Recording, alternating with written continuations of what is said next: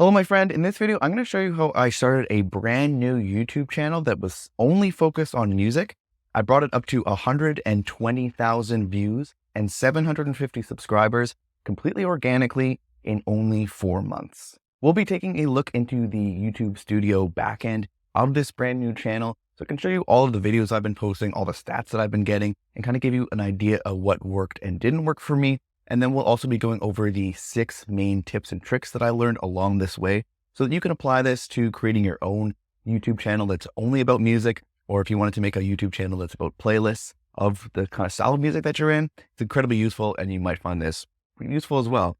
So what I've been doing over the last 4 months is I created a brand new YouTube channel called Friends FRNDS, and I've only been posting these like 30-minute DJ mixes of my music, people that I know's music, and people that I like's music. So this is a little bit more of a trick or tip for DJs and producers out there doing more like house music or dance music, electronic music of that kind. But you might be able to also apply this if you are doing, say, like indie rock music or rap music or anything like that that's not dance related, and simply apply this to more of like a playlist style of YouTube channel. So what I think is really cool about this is it's a very music first kind of strategy. That's definitely something that I'm the most interested in as someone who is promoting their music and trying to get out there as an artist. I don't really like doing like TikTok dances and all that kind of stuff.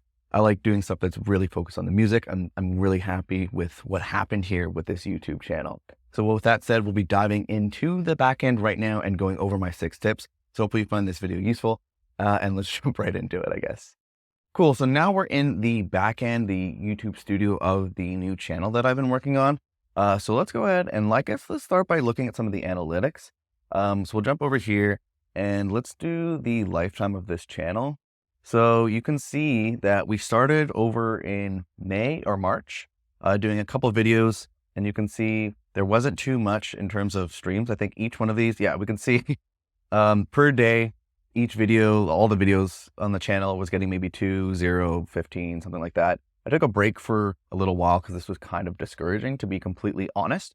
And then I kind of picked it up again in May, and you can see things started to get a little bit crazy there. Yeah, so it started jumping up to maybe 1,000 views per day, hovering around there, jumped up to 2,000, jumped up to 3, 4, 5, 7, 8, 9, 9,400 was kind of the peak here.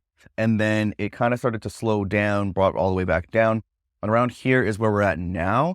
So it's kind of cool to see, like, after this publishing frequency stopping and then getting back onto it, you can see here that like after this little viral surge that kind of happened, it didn't stay up at like 10,000 views per day on the channel.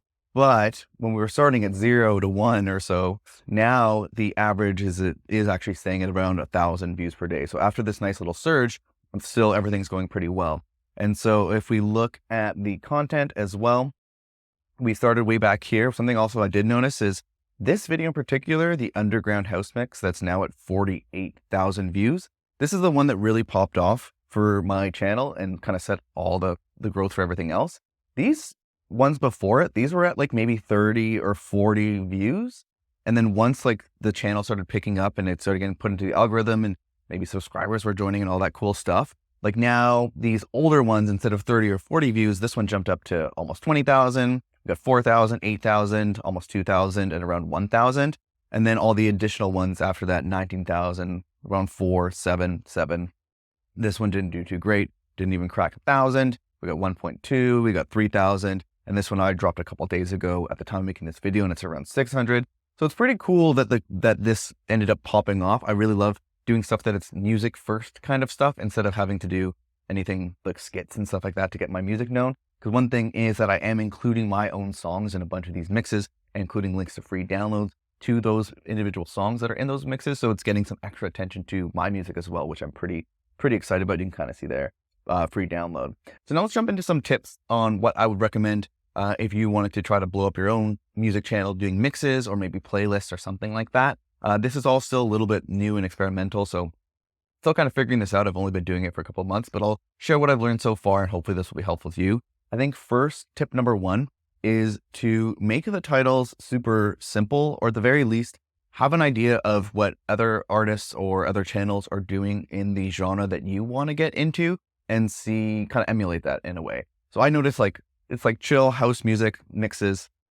And I noticed this is kind of a big style that a lot of other channels that I admire do, which is just like all lowercase, barely describing the mix and just putting it in there. So sunset house mix or spacey house mix, upbeat house mix, all lowercase, kind of just getting the vibe out and keeping it super simple, not overthinking it and trying to cram in a bunch of keywords or something like that in the title. I think trying to keep it like chill and aesthetic, like super, like almost like anti-corporate or like a businessy account. It's just all about the music, which I think is super cool. At least that worked for me. So it's similar idea would be to kind of find out the vibe in your style that you're going for and kind of emulate that. The second tip is that, at least for me, is the artwork is to keep it super chill and vibey. So if we click into any one of these, it's just a image cropped in a circle, which is on brand for how I usually do my individual releases. And it's very on brand for like this style. It's just kind of like that vinyl looking, like similar vinyl looking kind of thing. And if you scroll through this, it's not moving or anything. So it doesn't even have to be animated, at least in my style of music.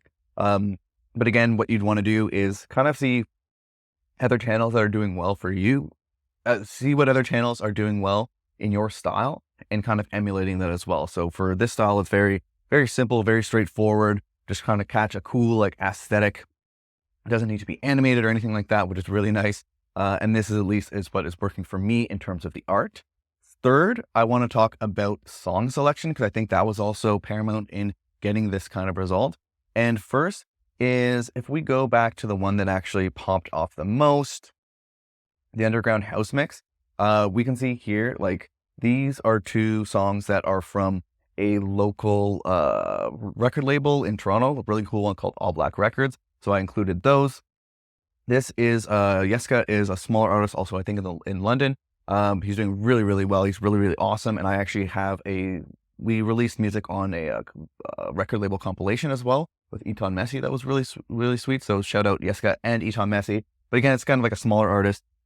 This one was really cool. I have a story about that I might tell at some point, but Risen is a kind of a cool edit done by a bunch of really sweet artists over in Philly, particularly Billy Bevino, who's a really awesome dude, and Brand, who is now Zach Adam, who is a really, really awesome dude. Both talented DJs and producers. Definitely check them out in the Philly area. But again, kind of like, more locally kind of style artists. And then I have my own in here as well, an unreleased remix. So the idea that I thought that was really cool is using smaller artists and smaller labels. If you include smaller artists and smaller labels in your song selections, there's a higher chance that when you kind of promote it, maybe do a social post, or if you're able to get their attention to this, that you'll get a little bit more of an interaction from them. And as opposed to if you're dropping some huge major label artists in your mixes or playlists, you're not going to get their attention. They're not going to give a crap. But it's so kind of cool to support smaller artists. And like, there's a higher chance that there's like maybe some relationship can build, or just, I think it's just a nice thing to do regardless. Moving on from that, the fourth tip that I'd recommend is setting up your videos so that you're using the chapters for each one of the songs. So basically the idea is, what you'll want to do is list out the track list for all the songs in your mix or playlist.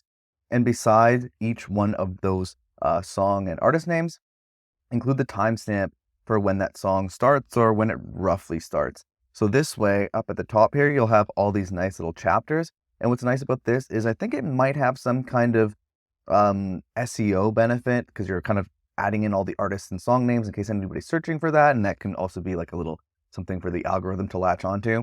But also, I think even more importantly, it's just a really nice experience for anybody that is listening to your mix, since they can easily find out that song that you played that they really liked. They can go back to it very easily, or they can write it down if they want to go and download that song or purchase that song to support the artist, or to add it to their streaming playlist, or whatever they might want to do with it. I think it's just a really nice experience as well.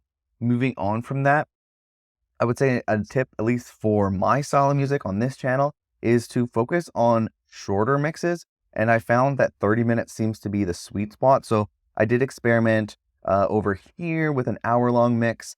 It did okay at around 4,000 views. But if you look at some of these that hover around like 30 minutes, 36 minutes, that kind of area, we're looking at around 20,000 views, 48,000 views, 20,000 views. I mean, that's not to say that some 30-minute mixes didn't do that great. Like one of these earlier ones here, 30 minutes, they did about 2,000, 1,000. But at least for me, it seems like 30 minutes seems to be the sweet spot. So again, you could experiment with that on your channel, but for me, it seems like around 30 minutes is the range, and that might be the case for you as well. And then lastly, the sixth tip that I'd want to mention is looking at trying to post once per week. So it's a tip on frequency. So I think generally when it comes to YouTube, something that you want to do is aim for once per week. The algorithm seems to kind of like that. And one cool thing that I heard quite recently is anytime you're talking about algorithm, you can simply replace it with audience to have a similar kind of level of impact and importance.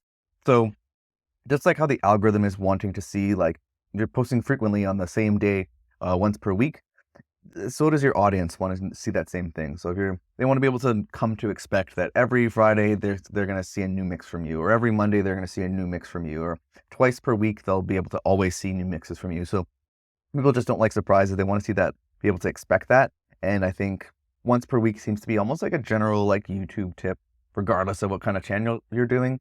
It seems to be a good balance between not killing yourself posting too much, and then also not posting not enough that you can't really build up any momentum or anything like that. Hello again, my friends. So that is a look in the back end of my brand new YouTube channel and the tips that I've found along the way, growing it to 120,000 views and 750 subscribers in just 4 months. Hopefully you found it useful and there's something that you can learn there. I think particularly, again, this will be super useful for all my homies out there doing dance music and house music, electronic music, that kind of stuff.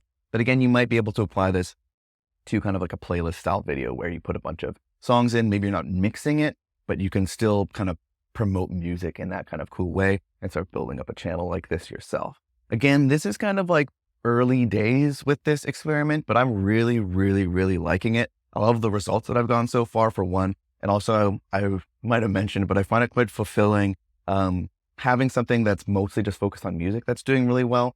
And I really like being able to support like friends and artists that I like and that kind of stuff. It's very, very fulfilling. I've really been enjoying it. I'll continue to experiment with this because I'm really liking it. And anything that I learn along the way, of course, I'll share with you. I'm always an open book with this kind of stuff. So with that said, hopefully you found this video useful. If you did, like and subscribe and all that good stuff. Other than that, good luck on building your own YouTube channel and everything else you've been working on. I'll see you in the next video, my friend. Have a good one.